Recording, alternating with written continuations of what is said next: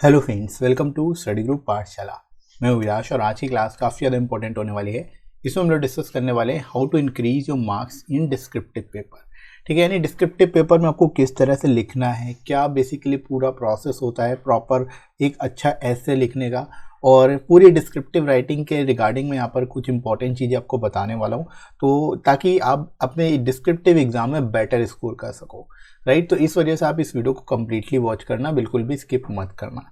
Right, तो चलिए शुरू करते हैं। सबसे पहले दोस्तों बात कर लेते हैं प्रिपरेशन से रिलेटेड कुछ इंपॉर्टेंट टिप्स मैं बात कर लेता हूँ। देखो दोस्तों, क्या करना है होता है कि आपको जो ऐसे लिखना होता है वो अराउंड 400 वर्ड्स में लिखना होता है आईबी में। ठीक है, अब आईबी में 400 वर्ड्स लिखना बहुत ही इजी काम नहीं है। 400 शब्दों का ऐसे लिखना बहुत आसान काम नहीं होता है। इसके लिए आपकी इंग्लिश अच्छी होनी चाहिए, साथ ही साथ आपकी रीडिंग स्किल्स, साथ ही साथ राइटिंग स्किल्स भी अच्छी होनी चाहिए। राइट, तो आपको क्या करना है, आपको क्योंकि तैयारी अभी से शुरू करनी है, पेपर आपका महीने डेढ़ महीने बाद ही होना है, तो आपको क्या करना है, अभी से शुरुआत करनी है कोई भी एक न्यूज़पेपर से। यानी आपको कोई भी एक इंग्लिश न्यूज़पेपर लेना है, उसको रीड करना है। ये आप डेली बेसिस पे करोगे जब तक आपका एग्जाम नहीं हो जाता। ठीक है, यानी अगर आप रेगुलर बेसिस पे भी अगर डेली न्यूज़पेपर अगर पढ़ते हो तो उसका भी आपको फ़ायदा मिलेगा। लेकिन अभी अगर हम लोग एग्जाम के रिगार्डिंग बात करें तो जब तक आपका एग्जाम नहीं हो रहा तब तक आपको रेगुलर बेसिस पे कोई एक न्यूज़पेपर ले लेना है रेगुलर बेसिस पे, और उसको रीड करना है, और वो पेपर होना चाहिए इंग्लिश में। ठीक है, यानी इंग्लिश का ही न्यूज़पेपर आपको पढ़ना है डेली बेसिस पे। ठीक है, अब इंग्लिश का न्यूज़पेपर जब पढ़ोगे तो उसमें क्या क्या चीज़ें ध्यान रखनी है। ठीक है, अब उसमें सबसे अच्छी बात ये होती है आपको राइटिंग स्किल्स पर फोकस करना है, क्योंकि जब न्यूज़पेपर कोई भी लिखा जाता है तो उसका एक पैटर्न होता है। ठीक है, जैसे कोई भी आर्टिकल लिखा जाता है तो उसका एक पैटर्न होता है। पहले शुरुआत उसकी की जाती है, मतलब इंट्रोडक्शन के थोड़ा सा बताया जाता है, उसके बारे में फैक्ट्स बताए जाते हैं, और लास्ट में जो है राइटर उसको कंक्लूड करता है। ठीक है, तो यही चीज़ आपको सीखनी है, क्योंकि यही चीज़ तो आप लिखोगे अपने ऐसे में भी, है ना। तो जब आप कोई भी आर्टिकल रीड करोगे तो आपको क्या करना है, आपको थोड़ा सा ध्यान देना है। किस पर ध्यान देना है? राइटिंग स्किल्स पे ध्यान देना है। जो भी आर्टिकल आप न्यूज़पेपर में पढ़ रहे हो उसकी राइटिंग स्किल्स पे थोड़ा सा ध्यान देना है, कि सेंटेंस का स्ट्रक्चर कैसे बन रहा है, शुरुआत के कैसे की जा रही है, शुरुआत में कौन कौन से शब्दों का उपयोग किया जा रहा है, और किस तरह से उसको कंक्लूड किया जा रहा है, किस तरह से उसको कंक्लूजन किया जा रहा है ना। तो ये सारी चीज़ें आपको फोकस करनी है जब आप आर्टिकल्स पढ़ोगे न्यूज़पेपर में। राइट, तो धीरे धीरे जो आप ऐसा करोगे ना तो आपको समझ में आने लगेगा, आपको पैटर्न समझ में आ जाएगा कि कैसे आपको लिखना होता है। कोई आर्टिकल अगर आपको लिखने को मिलता है तो आप कैसे लिखोगे, क्योंकि ऐसे भी क्या एक तरह का आर्टिकल ही है। ठीक है, क्योंकि उसमें आपको क्या है, इसमें भी आपको 3 तरह से चीज़ों को लिखना होता है। इंट्रोडक्शन लिखना है, बॉडी लिखना है, कंक्लूजन लिखना है। तो इंट्रोड्यूस करोगे सबसे पहले, उसके बाद उससे रिलेटेड फैक्ट्स लिखोगे, और उसके बाद फाइनली कंक्लूड करोगे। तो वही सेम चीज़ आपका न्यूज़पेपर में भी है ना। तो आपको क्या करना है, आपको राइटिंग स्किल्स पे फोकस करना है। राइट, अब जब आप राइटिंग स्किल्स पे फोकस करोगे तो सबसे बड़ी प्रॉब्लम आएगी वोकैब की। ठीक है, हो सकता है कि आपको शुरुआत में, अगर आप बिल्कुल इनिशियल लेवल पे शुरू कर रहे हो, मतलब इससे पहले आपने कभी नहीं पढ़ा, तो सबसे ज़्यादा आपको प्रॉब्लम आने वाली है। और प्रॉब्लम किस बात की आएगी कि आपको कुछ शब्द समझ में नहीं आएंगे। ठीक है, तो आपको क्या करना है, जो शब्द आपको नहीं आते या जो शब्द आपके लिए डिफ़िकल्ट हैं उनको आपको नोट करते जाना है। ठीक है, इंपॉर्टेंट एक बेसिकली कॉपी रखनी है अपने पास, उसमें आपको सारे इंपॉर्टेंट जो वर्ड्स हैं उनको नोट करते जाना है। ठीक है, इंपॉर्टेंट वर्ड्स का नोट करने से होगा क्या, आप जब रेगुलर बेसिस पे इनको नोट करते जाओगे, डेली बेसिस पे आर्टिकल्स पढ़ोगे, डेली बेसिस पे पैराग्राफ्स पढ़ोगे, तो आपके वही वर्ड्स जो है रिपीट होंगे। जब 2-3-4 बार रिपीट हो जाएंगे तो वो वर्ड ऑटोमेटिकली आपको याद हो जाएगा। ठीक है, तो आपको जस्ट क्या करना है, वोकेबलरी भी इस तरह से आपकी इंप्रूव हो जाएगी, और इंपॉर्टेंट वर्ड्स भी आप सीखोगे। ठीक है, और जो भी वर्ड्स लिखोगे उसका डिक्शनरी में आपको मतलब भी देखना है, और उसके मतलब को आपको हिंदी और इंग्लिश दोनों में लिखना है। ठीक है, हिंदी में और इंग्लिश दोनों में लिखने का फ़ायदा ये होगा कि आपको उसकी हिंदी भी पता चल जाएगी, और इंग्लिश में कैसे आप उस वर्ड का यूज़ करोगे वो भी पता चल जाएगा, है ना। तो जो भी वर्ड आप नोट करेंगे उसको हिंदी और इंग्लिश दोनों में उसकी मीनिंग लिखिएगा, ये ज़रूर आपको प्रैक्टिस करनी है, और ये रेगुलर बेसिस पे करनी है। इससे आपकी इंग्लिश बहुत ही ज़्यादा इंप्रूव हो जाएगी, ड्रास्टिकली इंप्रूव होगी। राइट, तो इस चीज़ का आप सभी को फॉलो करना है। राइट, इसके बाद क्या, जब आप धीरे धीरे लिखना शुरू कर, मतलब आपने पढ़ना शुरू कर दिया, नोट डाउन करना शुरू कर दिया, अब आपको क्या करना है, अब आपको प्रैक्टिस करने के लिए लिखना शुरू करना होगा। तो आप क्या करोगे, आपको स्मॉल पैराग्राफ्स लिखने हैं। ठीक है, यानी जो भी चीज़ें आप पढ़ रहे हो या जो भी चीज़ पर आपको लिखना है उसके छोटे छोटे पैराग्राफ्स बनाइए। ठीक है, आप 100 वर्ड्स के बना सकते हो, 50 वर्ड्स के बना सकते हो अपने हिसाब से। ठीक है, जिसमें आप कंफर्टेबल हो आप 100 वर्ड भी बना सकते हो, 100 वर्ड का पैराग्राफ बना सकते हो, 200 वर्ड का पैराग्राफ बना सकते हो, अपने हिसाब से जितना हो सके शॉर्ट से शॉर्ट आपको पैराग्राफ्स बनाने हैं। ठीक है, और उसको लिखने की कोशिश करना है जो भी चीज़ आप पढ़ रहे हो या जिस टॉपिक पे आप प्रिपेयर कर रहे हो। ठीक है, फॉर एग्जाम्पल आप कोई ऐसे ही प्रिपेयर कर रहे हो फॉर एग्जाम्पल, तो आपको क्या करना है उस टॉपिक के बारे में खुद से लिखना शुरू करना है। पहला काम क्या करोगे कि आपने उस टॉपिक को पढ़ लिया, कहीं से आपके पास जो बुक है आपने उससे पढ़ लिया या इंटरनेट से पढ़ लिया या कहीं से भी पढ़ लिया। अब उसको आपने सारी चीज़ों को फोकस किया, राइटिंग स्किल्स पे फोकस किया कि कैसे उसको लिखा गया, कैसे उसमें वोकेबलरी का यूज़ किया गया, क्योंकि वोकेबलरी बहुत ज़्यादा इंपॉर्टेंट होती है। ठीक है, क्योंकि अगर आप एक ही शब्द को बार बार रिपीट करोगे तो उसका इंप्रेशन बहुत अच्छा नहीं पड़ता है ना। तो वोकेबलरी आपकी स्ट्रांग होनी चाहिए। इस वजह से आपको क्या है कि रेगुलर बेसिस पे वोकेब को लिखते भी जाना है, और जब आप वोकेब लिखते की प्रैक्टिस करोगे तो वोकेब वो आपकी जो बेसिकली वोकेबलरी है वो एक्टिव वोकेबलरी हो जाएगी। मतलब वो वोकेबलरी जो है वो ऑटोमेटिकली आप उस चीज़ को यूज़ करने में लग जाओगे, वो आपकी यूज़ में आने लगेगी, है ना। तो उसका आपको काफ़ी फ़ायदा होगा। तो जब आप लिखोगे तो वही वोकेबलरी जो है जो मल्टीपल तरीके से आप लिखोगे, क्योंकि आप हिंदी में भी लिख रहे हो वोकैब की मीनिंग, इंग्लिश में भी लिख रहे हो, तो वोकैब की मीनिंग के साथ साथ आपके उसको सिनोनिम्स वगैरह भी याद हो जाएंगे जब आप उसको इंग्लिश में उसकी मीनिंग देखोगे, है ना। तो उससे फ़ायदा ये होगा कि आपको एक ही वर्ड के कई मतलब पता होंगे, ठीक है, या एक ही वर्ड के कई सिनोनिम्स पता होंगे, तो मल्टीपल तरीके से आप उनको यूज़ कर पाओगे जब आप लिखोगे। तो इस वजह से लिखना बहुत ज़्यादा ज़रूरी है, और इनिशियल लेवल पे आपको क्या करना है, स्मॉल पैराग्राफ्स बनाते हुए चलना है, राइट। इसके बाद आप क्या करोगे, इतनी चीज़ें आपने लिखना शुरू कर दिया, ठीक है, पढ़ तो रही हो आप, लिखना शुरू कर दिया आपने, थोड़ा थोड़ा करके आप राइटिंग करोगे डेली बेसिस पे।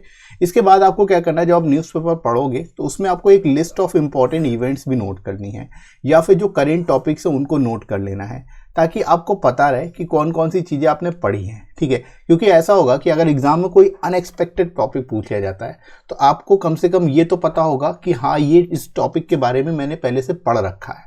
तो जब आपने उस चीज़ के बारे में पढ़ रखा है तो आपके अंदर ऑटोमेटिकली कॉन्फिडेंस आ जाएगा लिखने के लिए, है ना। अगर आपको पता ही नहीं होगा उस टॉपिक के बारे में कुछ भी, तो आपको भले ही पता हो फिर भी आप नहीं लिख पाओगे, है ना। तो इसलिए आपको जो इंपॉर्टेंट इवेंट्स हैं या इंपॉर्टेंट जो टॉपिक्स हैं उनकी लिस्ट बनाते हुए चलना है, ठीक है, न्यूज़पेपर में, कि जो आपने न्यूज़पेपर पढ़ना उसमें से 10 पॉइंट आपको ऐसे लगे जो आपके एग्जाम के रिगार्डिंग है और पूछे जा सकते हैं या इंपॉर्टेंट है, तो उनको आप नोट कर लो, ठीक है। उससे आपको ये भी पता रहेगा कि आज के दिन आपने क्या नया सीखा या क्या चीज़ आपने जो है इंपॉर्टेंट आपको मिली एग्जाम के रिगार्डिंग, है ना। बाकी रीड तो आप करोगे ही पूरा न्यूज़पेपर जो आप कर रहे हो, है ना। तो इसका भी आपको काफ़ी फ़ायदा मिलेगा एग्जाम में। इसके बाद आपको क्या करना है, अपने पैराग्राफ को जब आप लिखना शुरू करोगे, छोटे छोटे पैराग्राफ्स ही आपको लिखने हैं इनिशियली, आपको बहुत लंबे लंबे पैराग्राफ्स नहीं लिखने, राइट। तो आप क्या करोगे, अपने इस पैराग्राफ को स्ट्रक्चर करोगे, ठीक है। जैसे पहले आपने ब्रेनस्टॉर्मिंग कर ली लिखने से पहले, तो अब उसको स्ट्रक्चर करना है। पहले आपको इंट्रो लिखना है जो भी टॉपिक आप लिख रहे हो, फिर बॉडी सेक्शन में आप उसके बारे में लिखोगे, टॉपिक के बारे में बताओगे, और उसके बाद आपको कंक्लूजन लिखना है। यानी 3 सेक्शन में बेसिकली आपका ऐसे होना चाहिए, पहला इंट्रो, दूसरा बॉडी और तीसरा कंक्लूजन, राइट। इसके साथ ही साथ आपको क्या करना है, डेली बेसिस पे 2 टॉपिक एटलीस्ट जरूर प्रिपेयर करने हैं एस्से के, ठीक है। ये सारी चीज़ें आपको पैरेलली चलेंगी, सारी चीज़ें, कोई भी चीज़ ऐसा नहीं कि आप एक काम रोक के दूसरा काम करो, ऐसे नहीं करना। ये सारी ही चीज़ों को आपको एक साथ लेके चलना है, ठीक है। सारे ही टॉपिक्स को आपको अपने हिसाब से, जो चीज़ें यहाँ पर मैं बता रहा हूँ उन सब चीज़ों को पैरेलली लेके चलोगे, उससे भी आपको बहुत फ़ायदा होगा, ठीक है। तो आपको क्या करना है, डेली ये सारी चीज़ें तो करोगे ही करोगे, इसके साथ ही साथ आपको 2 टॉपिक डेली जरूर प्रिपेयर करने हैं, जो भी आपके पास बुक्स अवेलेबल है, ठीक है, चाहे कोई भी बुक हो, आप उससे 2 टॉपिक डेली बेसिस पे जरूर तैयार करिए। तो उससे आपको फायदा क्या होगा कि आप जो टॉपिक बुक्स में पढ़ रहे होगे वो टॉपिक तो आपका स्ट्रांग होगा ही होगा, उससे रिलेटेड अगर कोई न्यूज़ आपको न्यूज़पेपर में मिलती है तो आप उस चीज़ को ज़्यादा रिटेन कर पाओगे। आपको पता होगा कि ये टॉपिक मेरे एग्जाम में आना है और इससे रिलेटेड टॉपिक आ सकता है, तो आपको उससे रिलेटेड अगर कोई न्यूज़ दिख जाती है न्यूज़पेपर में तो आपका अटेंशन बढ़ जाएगा उस पर, है ना। तो इस वजह से आपको न्यूज़पेपर के साथ साथ बुक से डेली बेसिस पे 2 टॉपिक जरूर तैयार करने हैं, ठीक है। तो जिससे आपके करेंट टॉपिक्स भी रिवाइज रहेंगे और जो ट्रेडिशनल चीज़ें वो भी आपके माइंड में बनी रहेगी, राइट। तो इस वजह से आप इस चीज़ को जरूर फॉलो करना है, राइट। इसके बाद बात कर लेते हैं दोस्तों राइटिंग टिप्स की। ये तो प्रिपरेशन टिप्स हो गई, कैसे आप प्रिपेयर करोगे। अब आप जब राइट करोगे एग्जाम में, ठीक है। या अभी पहले शुरुआत में क्या करोगे, आपको खुद से राइटिंग करनी है, यानी खुद से ही घर पे आप क्या करोगे, प्रैक्टिस करोगे। और प्रैक्टिस के लिए मैं आपको शीट भी प्रोवाइड कर दूंगा, डिस्क्रिप्शन में लिंक डाल दूंगा, वहां से जाके आप प्रैक्टिस शीट भी डाउनलोड कर सकते हो। आपको क्या करना है, ब्लॉक वाली शीट पे ही प्रैक्टिस करनी है और लाइनिंग वाली पे भी प्रैक्टिस करनी है। ठीक है, दोनों की ही बेसिकली पीडीएफ में आपको डाल दूंगा डिस्क्रिप्शन में, ताकि आपको एग्जाम में अगर ब्लॉक वाली शीट मिलती है तो आप ब्लॉक वाली शीट पे भी लिख पाओ, बाकी लाइनिंग की शीट तो मिलेगी ही मिलेगी। ठीक है, नॉर्मली लाइनिंग की शीट ही मिलेगी, लेकिन एसएससी का पैटर्न फॉलो किया जाता है आईबी द्वारा, तो आईबी ब्लॉक वाली शीट भी दे सकता है। ठीक है, तो प्रैक्टिस आपको दोनों पे ही करनी है। ठीक है, दोनों की पीडीएफ डिस्क्रिप्शन में मिलेगी और टेलीग्राम पे भी मैं डाल दूंगा, वहां से जाके भी आप डाउनलोड कर सकते हो और उसको प्रिंट आउट लेके उसकी जेरोक्स करा के उसको प्रैक्टिस कर सकते हो डेली बेसिस पे। ठीक है, तो ये चीज़ आप करोगे। अब आपको करना क्या, राइटिंग स्किल में सबसे पहली चीज़ ये है कि जब भी आप कोई राइटिंग करने जाओगे, यानी कोई ऐसे लिखोगे, उससे पहले आपको एक आउटलाइन प्रिपेयर कर लेनी है या फिर मेंटल चार्ट बना लेना है।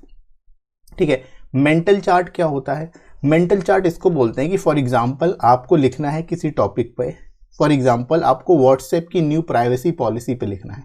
ठीक है, तो मेंटल चार्ट आप कैसे बनाओगे कि आप सबसे पहले आपको पता है व्हाट्सएप क्या है। ठीक है, फिर व्हाट्सएप क्या किसके अंतर्गत आता है, सोशल मीडिया के अंतर्गत आता है। फिर सोशल मीडिया के अंतर्गत व्हाट्सएप का क्या इम्पैक्ट पड़ेगा, तो वो आप यहाँ पर बताओगे। इम्पैक्ट होने से और दूसरे लोगों पे क्या इम्पैक्ट पड़ेगा वो आप बताओगे। वो उसका आपकी लाइफ पे क्या इम्पैक्ट पड़ेगा ये आप बताओगे। तो इस तरह से ये एक आपका मेंटल मैप बन के तैयार हो जाएगा कि आपको पता रहेगा कि क्या क्या चीज़ें आपको लिखनी है, क्या क्या चीज़ें एक सीक्वेंस में बना के चलते जाना है। ठीक है, तो ये एक मेंटल मैप या फिर आपको आउटलाइन प्रिपेयर करनी है कि क्या आप पूरे ऐसे में लिखने वाले हो। ठीक है, तो उससे आपको काफ़ी फायदा होगा, आपको क्लियरिटी लगेगी कि आपको लिखना क्या है एक्चुअली, है ना। इसके बाद देखो क्या करना है, आपको कुछ फैक्चुअल इंफॉर्मेशन भी ऐड करनी है। ठीक है, फॉर एग्जांपल जैसे कोविड की बात कर ले, तो कोविड में जो प्रेजेंट सिचुएशन उसके हिसाब से कितने केसेस हैं, कितने लोगों की डेथ हुई, इस तरह की जो फैक्चुअल डेटा है उसको अगर आपको टॉपिक मिलता है, जो भी टॉपिक मिलता है, मैं सभी की बात कर रहा हूँ यहाँ पे, उससे रिलेटेड फैक्चुअल डेटा आपको जरूर डालना है। फैक्चुअल डेटा डालने से क्या होगा, आपका ऐसे और ज़्यादा अट्रैक्टिव होगा, आपको और ज़्यादा मार्क्स मिलेंगे, है ना। तो इस चीज़ को आप जरूर फॉलो करें, राइट। इसके अलावा आपको कोटेशंस का भी यूज़ करना है। ठीक है, लेकिन कोटेशन बहुत ज़्यादा यूज़ नहीं करनी, एटलीस्ट 1 या 2 आप, इससे ज़्यादा नहीं। ठीक है, 1 या 2 ही कोटेशन आप यूज़ करें ऐसे में, इससे ज़्यादा बिल्कुल भी मत करना। ठीक है, तो क्योंकि अगर ज़्यादा आप कोटेशन का यूज़ करोगे तो उसका निगेटिव इम्पैक्ट पड़ता है। ठीक है, तो आपको जो रेलिवेंट कोटेशन है, रेलिवेंट कोट्स है, वो आप यूज़ कर सकते हो फेमस पर्सनैलिटीज़ के। ठीक है, और कोटेशंस के ऊपर ऑलरेडी मैंने एक वीडियो बनाया हुआ है, आप उसको देख लेना, आई बटन में आपको मिल जाएगा और प्लेलिस्ट में भी मैं इसकी डाल दूंगा, तो प्लेलिस्ट में आप जाके देख सकते हो उसको। सारी मोस्ट इंपॉर्टेंट कोटेशंस जो अराउंड 30 कोटेशंस हैं जो कि बार बार यूज्ड होती हैं, उनको आप देख लेना, उनको आप नोट कर लेना, राइट। तो आपको कोटेशन का यूज़ करना है ताकि और भी ज़्यादा अट्रैक्टिव लगे आपका ऐसे। इसके बाद आपको क्या करना है, जब आप लिखोगे तो जब आप लिखना है तो आपको बॉडी सेक्शन में प्रोज एंड कॉन्स दोनों को लिखना है। ठीक है, यानी जो भी आप ऐसे लिख रहे हो उसके बारे में, उसके क्या एडवांटेजेस हैं वो भी बताओगे, डिसएडवांटेजेस क्या है वो भी बताओगे। दोनों चीज़ें आपको बतानी है, यानी आपको पार्शियलिटी नहीं करनी। ठीक है, बेसिकली कि आपने केवल प्रोज बता दिए फिर उसके बारे में और डिसएडवांटेज नहीं बताया, कॉन्स नहीं बताया। तो इस चीज़ का ध्यान रखना है, आपको दोनों ही चीज़ें आपको बिल्कुल पैरेलल तरीके से दोनों चीज़ों को बताना होगा ऐसे में, ताकि आपका जो ऐसे वो बैलेंस नज़र आए। ठीक है, बिल्कुल भी इम्पार्शियल नहीं होना चाहिए। ठीक है, पार्शियलिटी नहीं होनी चाहिए उसमें, राइट। तो इस चीज़ का आप ध्यान रखेंगे। साथ ही साथ आपको कंक्लूजन जब आप लिखोगे तो उसमें आपको सजेशंस डालने हैं। ठीक है, सजेशंस या फिर इम्प्रूवमेंट्स। ठीक है, इम्प्रूवमेंट्स क्या हो सकते हैं या फिर सजेशंस क्या होते हैं हो सकते हैं, वो आप डालोगे जो भी आपका टॉपिक है उससे रिलेटेड। तो उससे क्या होगा, और भी ज़्यादा अट्रैक्टिव हो जाएगा ऐसे, और उसमें भी आपको ऐसे में ज़्यादा मार्क्स मिलने के चांसेस होंगे। ठीक है, तो इन सभी चीज़ों को आपको फॉलो करना है बहुत ही अच्छे से।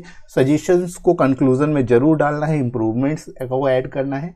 इन सारी चीज़ों को अगर आप फॉलो करते हो तो आप डेफिनेटली अपने डिस्क्रिप्टिव पेपर में अच्छा स्कोर करके आओगे। और डिस्क्रिप्टिव पेपर में अगर आपने अच्छा स्कोर कर लिया, प्री में अगर आपके मार्क्स बहुत ज़्यादा अच्छे नहीं हैं, टियर में अगर आपके मार्क्स थोड़े बहुत कम भी हैं, लेकिन अगर डिस्क्रिप्टिव में आप बेटर स्कोर कर ले जाते हो तो आपको फाइनल सिलेक्शन से कोई नहीं रोक सकता, है ना। क्योंकि डिस्क्रिप्टिव ही ऐसा एक बेसिकली पेपर है जिसमें आप स्कोर कर सकते हो। ठीक है, जिसमें अगर आपने इसमें अच्छा स्कोर कर लिया तो आप आसानी से जो है आप बेसिकली आपको सिलेक्शन के चांसेस बढ़ जाते हैं आपके, है ना। तो इस वजह से आपको फोकस करना है टीयर 2 पे, क्योंकि जो आपका इंटरव्यू होगा, इंटरव्यू में ऑलमोस्ट सभी को बराबर मार्क्स ही मिलते हैं, बहुत ज़्यादा उसमें डिफरेंस नहीं होता, है ना। तो इस वजह से आपको सबसे ज़्यादा फोकस टीयर 2 में करना है, क्योंकि टीयर 2 ही आपका गेम चेंजर बन सकता है, राइट। तो टीयर 2 में बिल्कुल भी आपको ढिलाई नहीं करनी है, पूरी तरह से अभी से आपको लग जाना है, बिल्कुल पूरी तरह से अपने आप को झोंक देना है टीयर 2 में, राइट। तो तैयारी आप इसी तरह से करो बढ़िया तरीके से, और आई होप आपको समझ में आ गई होंगी ये सारी चीज़ें जो मैंने आपको बताई। इसके अलावा हम लोग बात कर लेते हैं जो टीयर 2 है उसमें क्या क्या चीज़ें पूछी जाएंगी। जैसे कि हम लोग ऑलरेडी डिस्कस कर चुके हैं, आपको ऐसे पूछा जाएगा, आपको 30 मार्क्स का सबसे ज़्यादा वेटेज ऐसे का ही है। साथ ही साथ आपसे कॉम्प्रीहेंशन और प्रीफिक्स राइटिंग पूछी जाती है, तो ये 20 मार्क्स का होता है, 10 मार्क्स का।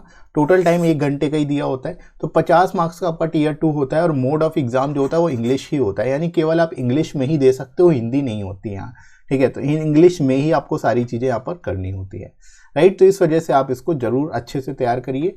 इसके साथ ही साथ आप प्रैक्टिस बैच जरूर ज्वाइन कर लेना, IB का, ACIO टीयर 2 का। ये बैच बहुत ही ज़्यादा इंपॉर्टेंट हो जाता है, स्पेशली जो सीरियस स्टूडेंट्स हैं उनके लिए, क्योंकि आपको यहाँ पर क्या मिल देगा, यहाँ पर 24/7 आप कभी भी अपने डाउट्स पूछ सकते हो मेरे से। यहाँ पर आपको मैं डेली बेसिस पे प्रैक्टिस कराऊंगा, डेली 1 टॉपिक आपको व्हाट्सएप ग्रुप में दिया जाएगा, उसको आपको प्रैक्टिस करना होगा। और जब आप प्रैक्टिस करोगे तो उसकी कॉपी मैं खुद चेक करूंगा, आप सभी की कॉपी मैं खुद पर्सनली चेक करूंगा, जिसमें मैं आपको ऐसे भी कराऊंगा, ठीक है, प्रीफिक्स भी कराऊंगा, प्रीफिक्स भी कराने वाला हूँ, साथ ही साथ कॉम्प्रीहेंशन, ठीक है। तीनों चीज़ें जो है, ये तीनों ही चीज़ें इसमें कवर कराई जाएंगी इस प्रैक्टिस सेशन में, ताकि आप इन तीनों ही चीज़ों में अच्छा स्कोर कर पाओ, ठीक है, और ओवरऑल आपका डिस्क्रिप्टिव का स्कोर इंक्रीज हो सके, राइट। तो इस वजह से आपकी जो कॉपीज है वो भी मैं खुद पर्सनली चेक करने वाला हूँ, रेगुलर बेसिस पे यूट्यूब के माध्यम से, जो है लाइव क्लासेस के माध्यम से मैं आपको बताऊंगा कि आपने जो कॉपी, अपनी डिस्क्रिप्टिव कॉपी लिखी है उसमें क्या इंप्रूवमेंट हो सकता है, क्या आपने गलती की और इसको कैसे सुधारा जा सकता है। साथ ही साथ करंट से रिलेटेड जितने टॉपिक्स हैं उनको भी मैं यहाँ पर कवर कराने वाला हूँ। सीरीज के अंतर्गत मैं जो टॉपिक दूंगा करंट से रिलेटेड भी होंगे, साथ ही साथ गर्ल्स के लिए अलग से सेपरेट ग्रुप्स होंगे, ठीक है। और टीयर 2 एग्जाम होने तक ये बैच कंप्लीटली चलेगा आपका। तो जस्ट आपको फर्स्ट टाइम इनरोल करना है और टीयर 2 की पूरी टेंशन आपकी खत्म हो जाएगी प्रैक्टिस के रिगार्डिंग। आपको अदर कुछ भी अलग से प्रिपेयर करने की जरूरत नहीं पड़ेगी। मैं यहाँ पर इस सीरीज के अंतर्गत सारे टॉपिक्स भी कवर करा दूंगा, और व्हाट्सएप ग्रुप के माध्यम से जो है इस सीरीज में, इस बैच में बेसिकली आपकी प्रैक्टिस भी हो जाएगी, ठीक है। तो अलग से आपको कुछ भी तैयार नहीं करना पड़ेगा, ना ही आपको अलग से कुछ टेंशन होगी एग्जाम के रिगार्डिंग। और साथ ही साथ आपको यहाँ पर सैटरडे संडे आपको मुझे फ़ोन करके अपने डाउट्स क्लियर करने का भी मौका मिल जाता है, ठीक है। यानी अगर आपको एग्जाम से रिलेटेड कोई डाउट होता है तो आप मुझे फ़ोन करके भी सैटरडे संडे जो है डाउट क्लियर कर सकते हो, ठीक है। तो ये सभी फीचर्स आपको मिल जाते हैं यहाँ पर इस प्रैक्टिस बैच के अंतर्गत। इस वजह से इस प्रैक्टिस बैच को आप जरूर इनरोल कर लो। प्रैक्टिस एक्सटेंसिव प्रैक्टिस बैच है आप सभी का, और इस पे आपको एडिशनल 10% डिस्काउंट भी मिल जाएगा। आपको SG10 जो है डिस्काउंट कोड यूज़ करना है, इस पे आपको एडिशनल डिस्काउंट मिल जाएगा। तो डिस्क्रिप्शन में दोस्तों लिंक दिया गया है, वहाँ से जाके आप इसको अभी इनरोल कर सकते हो और आज से ही अपनी प्रैक्टिस शुरू कर सकते हो, राइट दोस्तों। तो आई होप आज का वीडियो आप सभी के लिए काफ़ी ज़्यादा हेल्पफुल रहा होगा, और ये वीडियो कैसा लगा कमेंट करके जरूर बताइएगा। वीडियो हेल्पफुल लगा हो तो लाइक कर दीजिएगा, इस वीडियो को शेयर कर दीजिएगा अपने सभी दोस्तों में जो डिस्क्रिप्टिव पेपर की तैयारी कर रहे हैं। साथ ही साथ अगर आप चैनल पर नए हो तो चैनल को सब्सक्राइब करना बिल्कुल भी मत भूलना, और साथ ही साथ टेलीग्राम चैनल को ज्वाइन कर सकते हो। इस पर आपको सारे इंपॉर्टेंट PDFs मिल जाएंगे और क्लासेस की नोटिफिकेशन भी मिल जाएगी, ताकि आपकी कोई भी क्लास मिस ना हो, राइट फ्रेंड्स। इसका लिंक आपको डिस्क्रिप्शन में मिल जाएगा और कमेंट सेक्शन में मैं पिन कर दूंगा, वहाँ से जाके भी आप टेलीग्राम ज्वाइन कर सकते हो, राइट दोस्तों। तो अभी के लिए इतना ही, नेक्स्ट मिलते हैं अगली क्लास में। Thanks for watching.